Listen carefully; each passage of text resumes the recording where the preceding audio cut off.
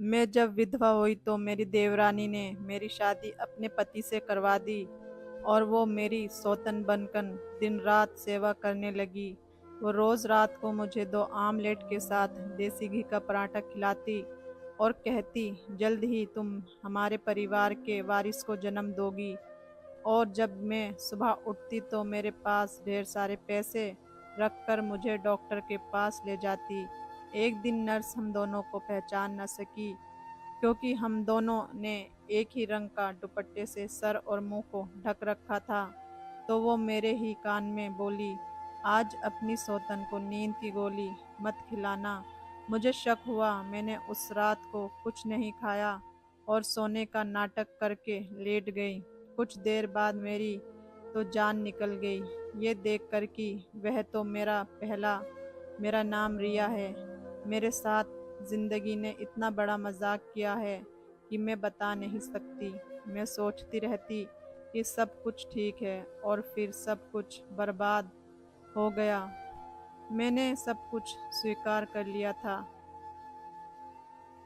कि मैं मतलबी ही थी। मेरी कहानी सुनकर आप लोग भी हैरान रह जाएंगे। आखिर में आप लोग ही फैसला कर लीजिएगा कि मैंने सही किया या फिर गलत। मैं 19 साल की थी जब मेरी शादी करवा दी गई। मेरे लिए रिश्ता एक रिश्तेदार लाया था, लेकिन ये लोग हमारे मोहल्ले के थे। हमें हमको आते जाते देखते रहते थे। हम शादियों में भी एक दूसरे से मिलते थे। ये एक जॉइंट फैमिली थी और उस घर में 2 बेटे पहले से ही शादीशुदा थे। आखिर 2 बेटे की शादी एक साथ होने वाली थी। मेरे होने वाले देवर की बीवी पसंद कर ली गई थी और दूसरे बेटे के लिए मुझे पसंद कर लिया गया था। मेरा परिवार अच्छा था। मेरे माता पिता अच्छे खाते पीते परिवार के थे और मैं एक लौती बेटी थी। मेरी देवरानी का नाम रानी था। हम दोनों की शादी एक साथ ही हुई थी और शक्ल सूरत से वो ज़्यादा अच्छी नहीं थी, इसलिए सब लोग आते तो मेरी तारीफ करते कि तुम उससे ज़्यादा खूबसूरत हो। और मेरे पति रमेश आम शक्ल सूरत के मालिक थे। जाने अनजाने में मैंने रानी के साथ बहुत बुरा किया, क्योंकि शादी वाले दिन सब लोग मेरी तारीफ कर रहे थे और उसकी तरफ कोई देख ही नहीं रहा था। फिर भी वो बेचारी बहुत धैर्य से बैठी रही। कहते हैं कि 2 लड़कियों की शादी एक साथ नहीं करनी चाहिए, अन्यथा इसी तरह का कोई न सीन बन जाता है। लेकिन मेरे ससुराल वाले अपने पैसे बचा रहे थे। उन्होंने कहा कि 2 भाइयों की शादी एक ही साथ करवा दें जाए, जबकि हमें तो पैसों की कोई दिक्कत नहीं थी। लेकिन उनकी अपनी मर्जी थी, क्या कर सकते थे। हमारी शादी हो गई और हम दोनों ने अपनी अपनी ज़िंदगी की शुरुआत कर दी थी। वैसे तो जॉइंट फैमिली थी, लेकिन सभी के चूल्हे अलग अलग थे और इसी बात का आराम था। जीवन अच्छा चल रहा था, कोई समस्या नहीं थी। मेरे पति भी मुझसे बहुत प्यार करते थे और मेरी हर बात मानते थे और हम लोग अच्छे तरीके से एक साथ रहते थे। लेकिन मेरी देवरानी के कमरे से हमेशा लड़ाई झगड़े की आवाज़ें आती थी। पहले तो मुझे लगा कि ये आम बात है, क्योंकि शादी के शुरुआती दिनों में तो थोड़ी बहुत बहस हो जाती है। इसमें पति पत्नी एक दूसरे को मनाते हैं। लेकिन यहाँ पर तो बहुत ज़्यादा झगड़े हो रहे थे और मेरा देवर ज़ोर ज़ोर से अपनी बीवी पर चिल्लाता रहता था। जब मैंने अपने पति से बात की तो उन्होंने कहा कि हमें उनके मामले में नहीं बोलना चाहिए। एक बार मैं उन दोनों के कमरे के बाहर से गुजर रही थी, तभी मैंने अपने देवर की आवाज़ सुनी और मैं इसलिए रुक गई क्योंकि मैंने अपना नाम सुना था। मेरा नाम देवर ने जाने मेरा नाम लेकर अपनी पत्नी पर क्यों चिल्ला रहा था। मैं सोचने लगी, कहीं मुझसे तो कोई गलती नहीं हुई, लेकिन ऐसा तो कुछ भी नहीं हुआ था। मैं उनके मामले में दखल नहीं देना चाहती थी, क्योंकि मेरे पति ने मुझसे कहा था कि तुम ऐसा कुछ भी करने की ज़रूरत नहीं है, इसलिए मैंने उन्हें उनके हाल पर छोड़ दिया।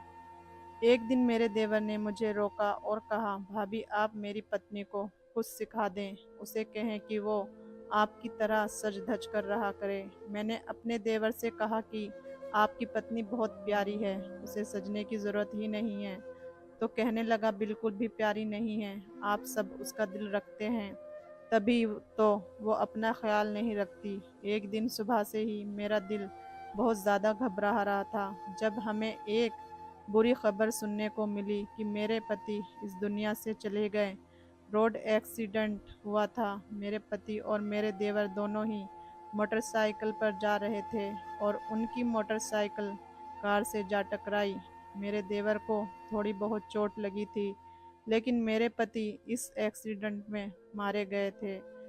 मैं गम में डूब चुकी थी। अभी तक मेरी शादी को 1.5 साल भी नहीं हुआ था और मैं विधवा हो चुकी थी।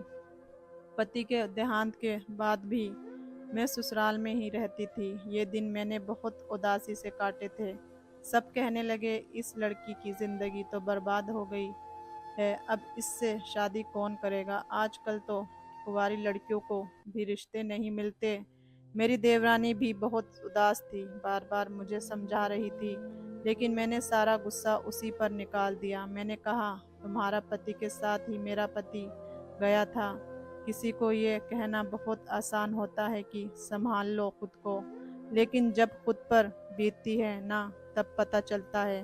अगर मेरी जगह आज तुम होती तो मैं तुमसे पूछती कि इतना बड़ा दुख किस तरह बर्दाश्त करोगी। तुम्हारा पति तो सही सलामत है, मेरी तो दुनिया ही ख़त्म हो गई है। मेरे देवर ने ये बात सुन ली और मुझे कोई जवाब नहीं दिया। पति के देहांत के बाद मैंने ससुराल में रहने का फैसला किया।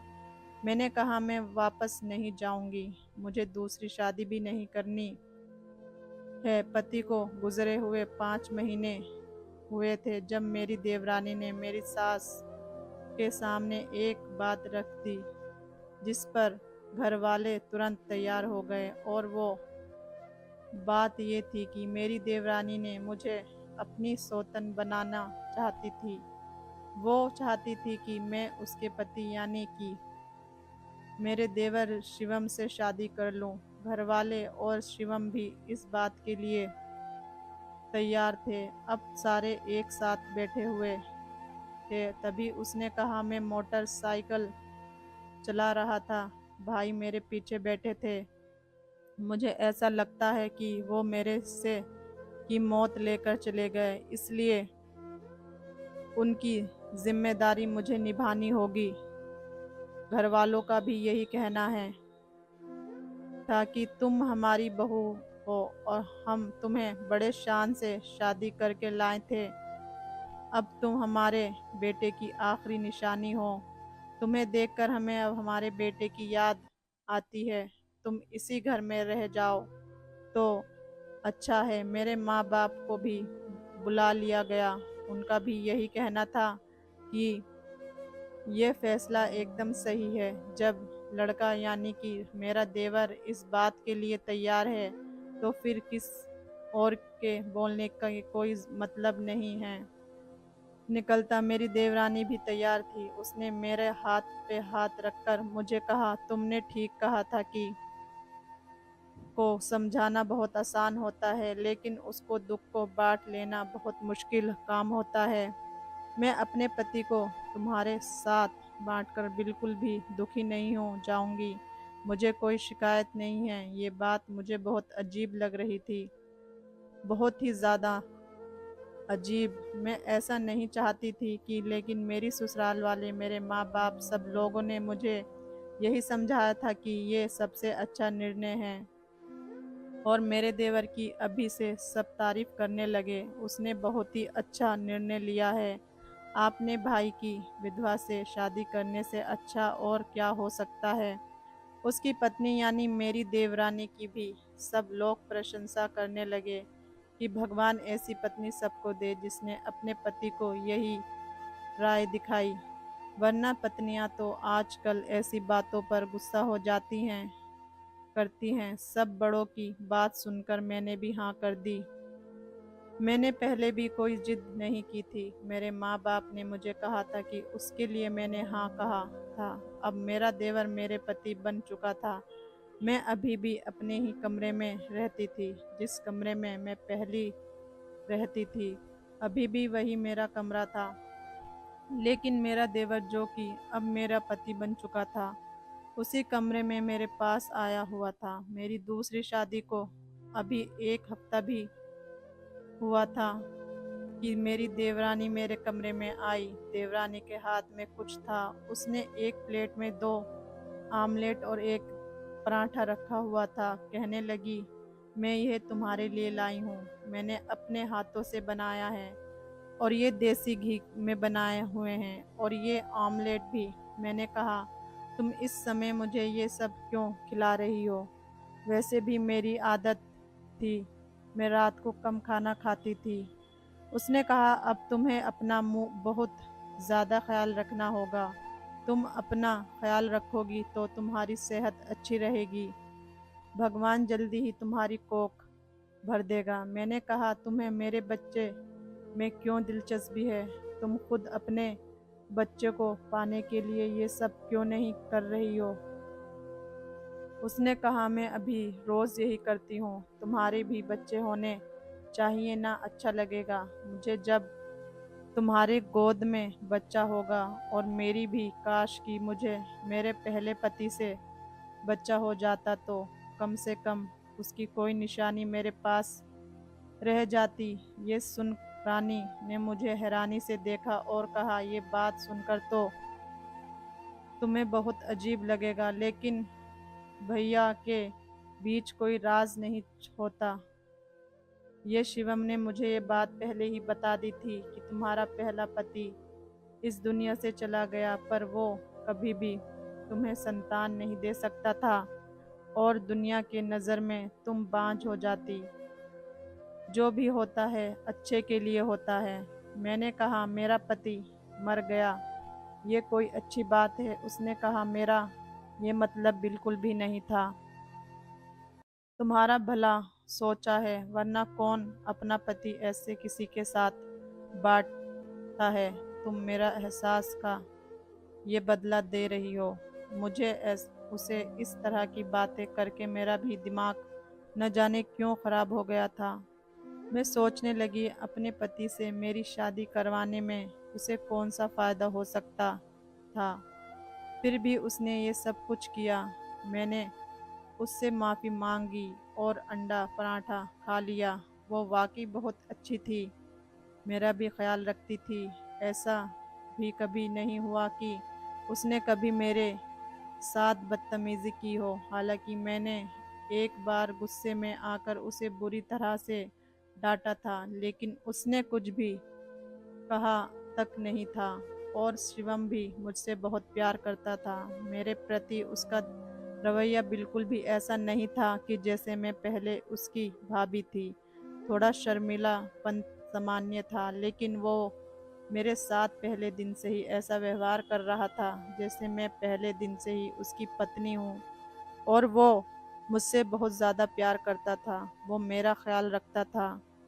कभी कभी तो मुझे ज़बरदस्ती उसे अपने कमरे में से बाहर ले जाना पड़ता था और कहना पड़ता था कि जाओ और अपनी पहली बीवी को भी समय दो, जिसने मेरे लिए इतना बड़ा बलिदान दिया है।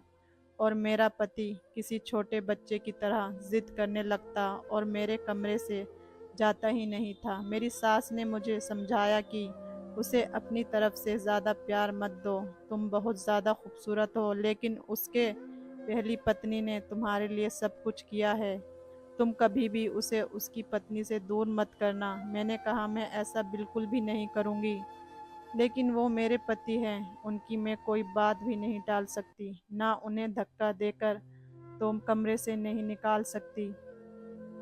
लेकिन जाने अनजाने में शायद मैं अपनी देवरानी के साथ बहुत गलत कर रही थी, क्योंकि उसने मेरा बहुत साथ दिया था। मैंने उससे सारी बात बता दी थी। दरअसल मैं कुछ नहीं कर सकती थी। मर्दों का तो तुम्हें पता है, वो खुद ही मेरे कमरे से बाहर नहीं जाना चाहता है। तो रानी ने कहा, कोई बात नहीं, वैसे भी तुम कोई पराई थोड़ी ना हो, तुम उसकी पत्नी हो। अच्छी बात है, तुम दोनों का आपस में रिश्ता मजबूत होना चाहिए। वो महिला बहुत भाग्यशाली होती हैं जिनके पति उन्हें पसंद करते हैं, और जिनके पति अपनी पत्नियों को पसंद नहीं करते, वो बहुत दुर्भाग्यशाली होती हैं। ये बात करके हुए मेरी देवरानी कहीं खो गई थी। वो बहुत अच्छी इंसान थी और मेरा बहुत ज़्यादा ख्याल रखती थी। वो मुझे हर रात अच्छी अच्छी चीज़ें खिलाती थी, दूध पिलाती थी और हर दिन मुझे डॉक्टर के पास भी ले जाती थी मेरा चेकअप करवाने के लिए। डॉक्टर ने मुझे बताया था कि सब कुछ ठीक है और जल्द ही आप माँ बनने के लिए रेडी हैं। डॉक्टर के पास जाना तो हम लोगों का बहाना था। वहीं पर हम लोग ने एक पार्क देखा हुआ था जहाँ पर हम लोग टहलते थे और बातें भी करते थे। इसके अलावा मेरी देवरानी एक और काम भी करती थी। रात को मेरे सिर के पास पैसे रख कर चली जाती थी। एक बार तो मुझे लगा कि पहली से गलती से रख कर गई है, तो मैंने कहा तुम मेरे कमरे में आई थी तो पैसे कमरे में ही भूल गई हो। लेकिन उसने कहा कि नहीं, वो पैसे मेरे नहीं थे, मतलब तुम्हारे लिए ही रखे थे। मैंने कहा तुम्हारे पास इतने पैसे कहाँ से ला आए और तुम अपने पैसे मुझे क्यों दे रही हो? तो कहने लगी मैं इतने सारे पैसे कहाँ से ले आऊँगी। दरअसल मेरे पति ने मुझे दिए थे और कहा था कि तुम्हें दे दें क्योंकि तुम भी उसकी पत्नी हो, तो खर्चा तो तुम्हें भी मिलना चाहिए ना। मैंने कहा हमारा पति इतने सारे पैसे कमाता है। तो कहने लगी हमारा पति तो पहले दिन से ही बहुत ज़्यादा पैसे कमाता था। कभी कभी तो मुझे लगता था कि पिछले पैसे पड़े हैं और फिर से और मिल जाते हैं। मेरी तो किस्मत चमक उठी थी। अब तुम भी उसकी बीवी हो, इसलिए आधे तुम्हारे लिए रख कर चली जाती हूँ। मैंने कहा चलो अच्छी बात है, इसका मतलब है मेरे पति के यानी कि मेरे ही पैसे थे। अपने पहले पति की याद तो दिल से ना गई थी, लेकिन मेरी जिंदगी बर्बाद होने से बच गई थी। अब मैं किसी की विधवा नहीं बल्कि किसी की पत्नी थी। अब देवरानी और मेरे बीच बहुत प्यारा बढ़ गया था। हम दोनों ने चीज़ें भी एक जैसी लेना शुरू कर दी थी। उस दिन हम लोग अस्पताल गए तो मैंने और मेरी देवरानी ने एक तरह का सूट पहना हुआ था और उसी दुपट्टे से हम लोगों ने चेहरा कवर कर रखा था। तो नर्स मुझे पहचान नहीं पाई। मेरे पास आकर कान में बोली कि आज रात तुम उसे नींद की गोली मत खिलाना। मैं ये सुनकर हैरान रह गई कि क्या ये मुझे नींद की गोली खिलाती है, क्योंकि हर रात को ये मेरे लिए पराठे और ऑमलेट बनाकर लाती है। उसके साथ में एक गिलास दूध भी होता है। लेकिन ये मुझे नींद की गोलियां खिलाकर क्या करना चाहती थी? मेरे साथ ये क्या कर रही थी? मैंने रानी की तरफ देखा, वो बहुत खुश दिखाई दे रही थी। अचानक मेरे दिल में हजारों सवाल जाग उठे थे। मुझे लगा कि नर्स से कोई गलती हुई होगी, लेकिन कोई गलती नहीं हुई थी क्योंकि उसने बाकायदा मेरी देवरानी का नाम लिया था। और फिर मेरी देवरानी मेरे साथ इतनी अच्छी कैसे हो सकती थी, क्योंकि उसने अपने पति की शादी मुझसे करा दी थी। क्या वो खुद माँ नहीं बनना सकती थी? ये सब क्या था? सोच कि अपने पति से बात करती हूँ। मुझे समझ नहीं आ रहा था कि मैं क्या करूँ। आखिरकार मैंने ये बात अपने पति से ही करने की सोची कि मैं उन्हें सब कुछ बता दूंगी। शिवम मेरे कमरे में आए, फिर उन्होंने भी एक धमाका किया। मेरे पति ने कहा रिया, तुम मुझसे दूर मत भाग जाना। आज मैं तुमको एक बात बताता हूँ। मैं तुमसे बहुत प्यार करता हूँ और भाई के देहांत के बाद मैं तुमसे शादी करना चाहता था। मुझे मेरी बीवी बिल्कुल भी पसंद नहीं थी। ना उसके पास बात करने का ढंग है और ना ही पहनने ओढ़ने का। मैं उससे तुम्हारा उदाहरण दिया करता था। वो तुमसे बहुत ज़्यादा नफरत करती थी। मैं उससे कहता था कि तुम भाभी जैसे क्यों नहीं बन जाती। मैंने कहा वो क्यों मुझसे नफरत करेगी? फिर उसने आपकी शादी मुझसे क्यों करवा दी? तब मेरे पति ने कहा वो कौन होती है मेरी शादी करवाने वाली? शायद हमारी किस्मत में एक दूसरे के साथ होना लिखा था। मेरा भाई बहुत अच्छा इंसान था। जब भाई का देहांत हो गया उसके बाद मैंने सोचा कि मैं तुमसे शादी कर लूं। मैं तुम्हें सहारा देना चाहता था, मैं तुम्हें अपनी पत्नी बनाना चाहता था, इसलिए मैंने उससे बात करवाई। मैंने कहा अगर तुमने घर पर मेरी शादी के बारे में बात नहीं की तो मैं तुम्हें तलाक दे दूंगा। इसलिए उसने ये बात मान ली। फिर मैंने ये भी कहा कि वो तुम्हारा बहुत ज़्यादा ख्याल रखे करेगा, क्योंकि मैं तुमसे बहुत प्यार करता हूँ, अपनी पूरी ज़िंदगी तुम्हारे साथ बिताना चाहता हूँ। जब मेरे पति ने मुझसे ये बात बताई तो मैंने भी अपने पति को सारी बात बता दी। तो मेरे पति हैरान रह गए, कहने लगे वो पैसे मैंने तो कभी नहीं दिए उसे, वो ऐसे क्यों कह रही है, तुमसे झूठ बोल रही है। हम उस डॉक्टर के पास जाते हैं जिसके पास वो तुम्हें लेकर जाती है। हम लोग तुरंत उस डॉक्टर के पास गए, लेकिन अपना भेष बदलकर मैंने दुपट्टे से सिर के साथ साथ अपना मुंह ढक लिया और मेरे पति को तो किसी ने देखा ही नहीं था। फिर हमने उस डॉक्टर से झूठ बोला कि हमें गलत काम करवाना है। तब डॉक्टर ने कहा हाँ बिल्कुल, लेकिन उसके लिए मुझे कितने पैसे देने होंगे। उसके बाद हम डॉक्टर से कहा हमने तुम्हारी रिकॉर्डिंग कर ली है, तुम यहाँ पर गलत काम कराती हो भी और रिश्वत भी लेती हो। वो थर थर काँपने लगी और कहने लगी ये बात आप किसी को मत बताना, नहीं तो मेरा लाइसेंस रद्द कर दिया जाएगा, मैं डॉक्टर नहीं रहूँगी। मैंने कहा ये बताओ कि वो औरत तुम्हारे पास क्या करवाने आती है जो तुम्हारे पास आती है। मैंने रानी का नाम लिया। डॉक्टर बोली कि वो अपनी सौतन को लेकर आती थी। तभी मैंने कहा वो मैं ही हूँ। मैंने अपना चेहरा उसे दिखा दिया तो उसने तुरंत पहचान लिया। उसने कहा था कि आप इसको ऐसी दवा दे दो जिससे ये कभी भी बच्चा पैदा ना कर सके, और हो सके तो ऐसा करो कि उसकी जान चली जाए, यानी कि स्लो पॉइजन। ये बात सुनकर मेरे पैरों तले से ज़मीन निकल गई। मेरे पति भी बहुत डर गए थे। इस बात के बारे में सबको पता चल गया। डॉक्टर से बात करने के बाद हम लोग सीधा घर पहुंच गए। घर में सबके सामने डॉक्टर की रिकॉर्डिंग ऑन कर दी। सब हक्का बक्का रह गए। मेरे पति ने रानी से कहा ये माफ़ी मांगेगी मेरे पत्नी से और कसम खाए कि इस तरह का काम दोबारा कभी नहीं करेगी, वरना मैं आज ही इसे तलाक दे दूंगा।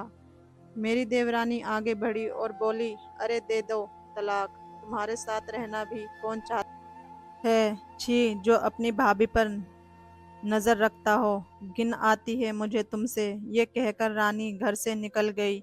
उसके बाद वो कभी दिखाई नहीं दी। पता नहीं उसके साथ क्या हुआ, उसने शादी की नहीं की, कुछ नहीं पता। मैं आज भी उसके बारे में सोचती हूँ तो हैरान रह जाती हूँ। कभी कभी बहुत मासूम नजर आने वाले लोग भी अंदर से कैसे होते हैं।